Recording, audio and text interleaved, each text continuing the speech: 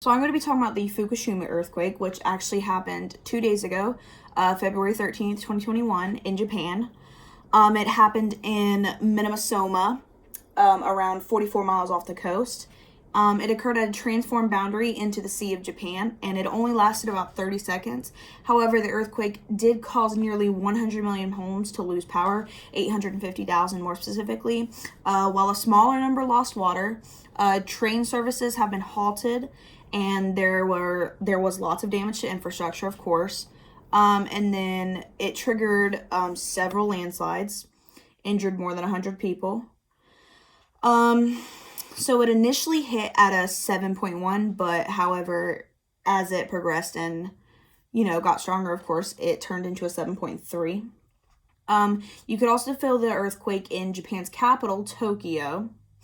So far, there's no abnormalities reported from any of the nuclear facilities, which had previously been a big thing when Japan would get an earthquake. That would be their main focus, like what happened to the nuclear facilities and stuff like that, because that's obviously going to cause a lot more damage than the actual earthquake itself, probably. So they are 100% expecting aftershocks, so they're warning everybody about that in advance. Fukushima is actually known for a 9.0 magnitude earthquake that hit and was the strongest ever in Japan's history. And then it immediately following that earthquake, a tsunami hit and killed over 15,000 people. And to this day, this happened in 2011, there's still over 2,500 people missing.